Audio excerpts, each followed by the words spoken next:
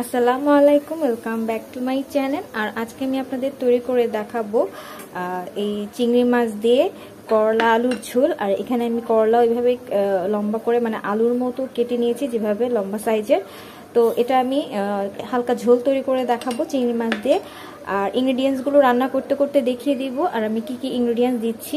তো চলুন দেখে নিই এই মজাদার তরকারিটা আমি কিভাবে রান্না করব। প্রথমে একটা কড়াই বসিয়ে দিয়েছে আর দিয়ে দিব পরিমাণ মতো তেল। তেলটা আমার গরম হয়ে আসছে আর আমি দিয়ে দিব পেঁয়াজ কুচি।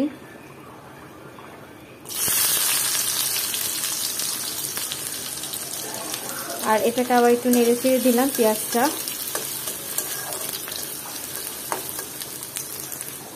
আর এটার মধ্যে আমি এখন চিংড়ি মাছ দিয়ে দিব। আমি চিংড়ি মাছগুলো একটু পিস করে কেটে নিয়েছি।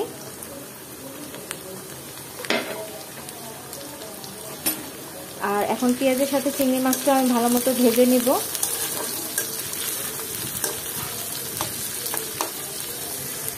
আর দিয়ে দেব একটু স্বাদ মতো লবণ। আর এটাকে আবার একটু নেড়ে চেড়ে দিলাম। ভালো মতো চিংড়ি মাছের সাথে আমি কষিয়ে নিচ্ছি, যা মাছটা যাতে ভেজে নেব ভালো মতো। মাছটার পেস্টটা খুব ভালো মতো আমি ভেজে নিয়েছি। আর এখন আমি মশলাগুলো দিয়ে দিব। দিয়ে দিব 1 চামচের থেকে একটু বেশি মরিচের গুঁড়া। আর দিয়ে দিব হচ্ছে হলুদের গুঁড়া 1 চামচ।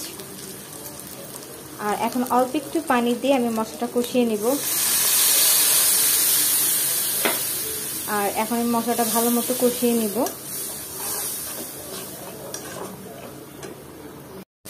আর মশলাটা আমি ভালো মতো কষিয়ে নিয়েছি। আর এখন দিয়ে দিব হচ্ছে আলুগুলা। আলু দিয়ে আমি ভালো মতো কষিয়ে নিয়ে করলা দিয়ে দিব।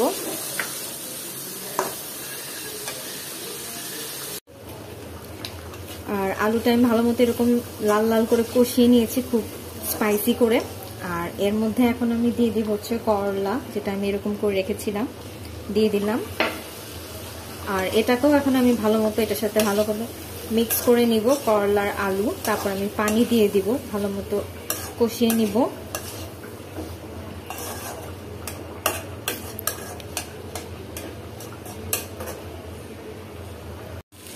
আর এটাকে মোটামুটি আমি কষিয়ে নিয়েছি। আর দিয়ে দিব হচ্ছে পানি।